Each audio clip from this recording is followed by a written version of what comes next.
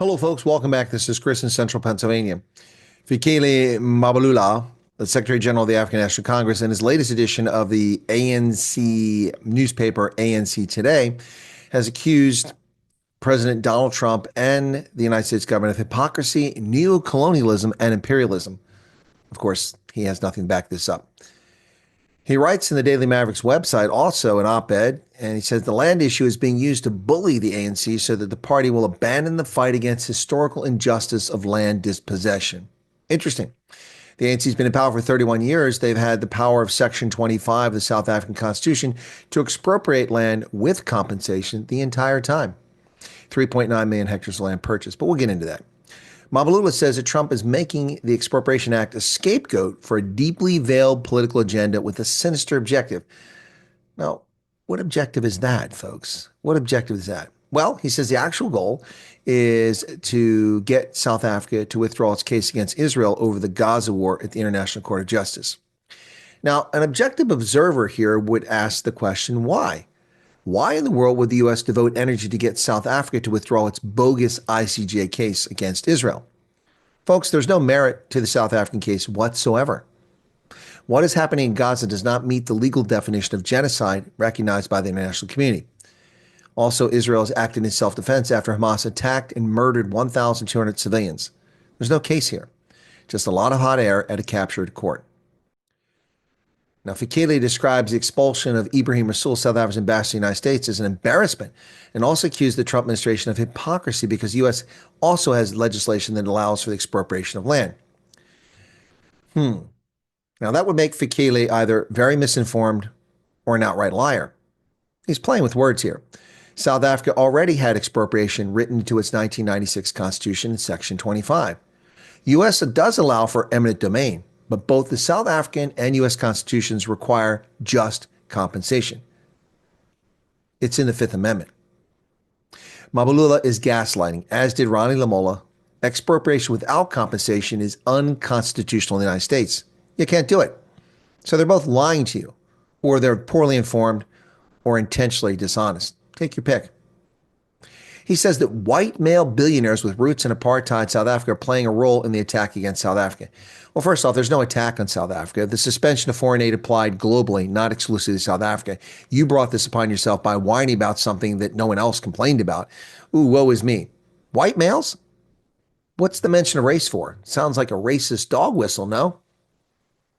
He says, we have no illusions about the intention of those who are trying to bully us with threats of economic chaos because we dare to proceed with actions aimed at dismantling the colonial and apartheid legacy to restore the dignity of our people. Well, that's a crock of horse shit. You've had 31 years, and your program is pathetic and has failed on so many levels. And threats? Neither President Trump or his Foreign Secretary, Marco Rubio, have made any threats against South Africa. Not a single one. None whatsoever. This is pure fantasy on the part of South African politicians who think they can get away with the racist narrative which has worked for so many years in the West. Sadly, for Fikile, Paul Mashatile, Cyril Ramaphosa, Panyaza Lesufi, and Julius Malema, the race card has expired in Washington, D.C. So go peddle it in Berlin, London, and Paris where it still works. It doesn't work this side of the Atlantic. Now, Mdumiseni Ntuli, the ANC's chief whip in Parliament, wrote an opinion piece describing the land issue in the ANC magazine as a battle for South Africa's soul. Now, that's comical. The only battle here is for the ANC soul, not South Africa's. Why haven't you resolved land for 31 years? Don't tell me you didn't have money. You purchased 3.9 million hectares of land. What have you done with it?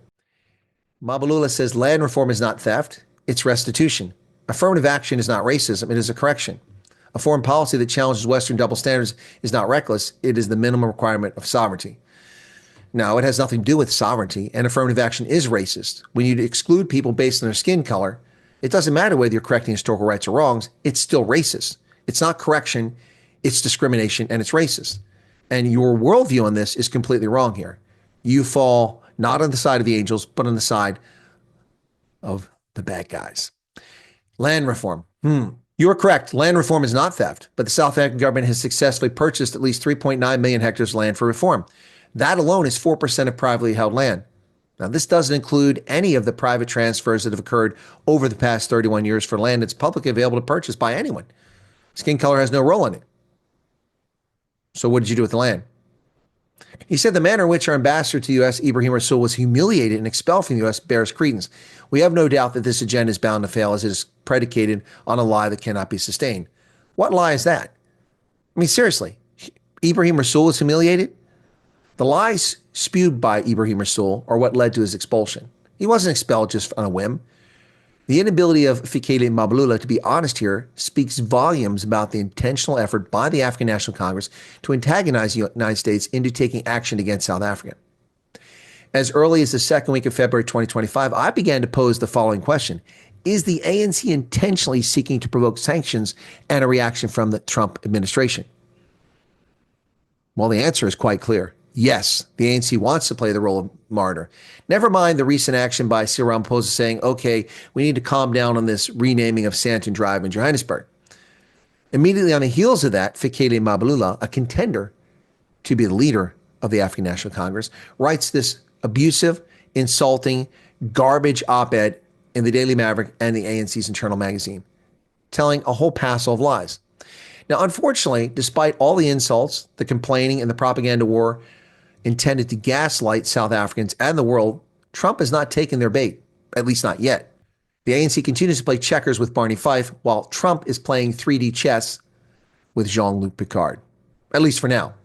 The ANC clearly wants Trump to take action against them, whether that's of their own volition or they're being pushed in this direction by Iran or someone else, we don't know. But the actions of the ANC are repulsive. They're vile, they're venal, and they're factually wrong. America has taken no punitive actions against South Africa. South Africa has been quite insulting, condescending towards America, lying. Neocolonialist?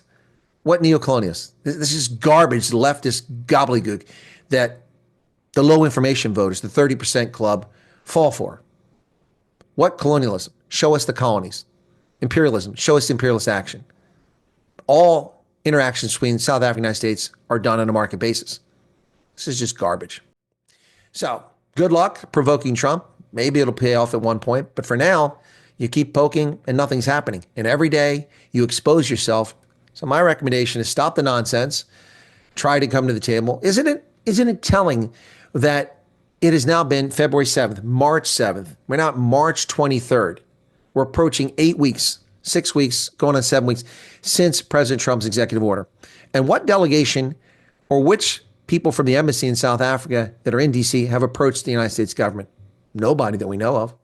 Have they sent an envoy to speak for President Ramaphosa? Has President Ramaphosa tried to make a phone call to Trump? No. He just tried to bully Trump, which isn't going to work. We will not be bullied. In his State of the Nation address to the people of South Africa, one of the first things he talks about is insulting Trump. Yeah, the fact that the ANC has not sent a delegation shows you that they genuinely don't want good relations with Washington, D.C. And that's foolhardy. Your second largest trading partner, your largest donor, high value market items shipped to America, duty-free access. No one else gives you duty-free. What other country gives you duty-free access? Not even SADC countries give you duty-free access. You don't even ship goods to other SADC countries duty-free. But you do to America, and you don't reciprocate. We don't get duty-free access. And you want to piss that all away. Well, these aren't threats from America. The Trump administration does not threaten you. What Joel Pollak says, what Elon Musk say, have nothing to do with the American government, at least for the moment. They're not part of the foreign policy of the United States. And don't delude yourself into thinking they are. You're playing a 1970s model in the 21st century. It's not working. So go back, recalibrate, and come back to the table. Or maybe eventually you'll get the sanctions you want. And who will suffer? South Africans. All South Africans, but especially poor black South Africans. The people that you caters don't care about. While you spew your revolutionary rhetoric. Revolution for what? You want to overturn your own government? What say you, South Africa? Cheers.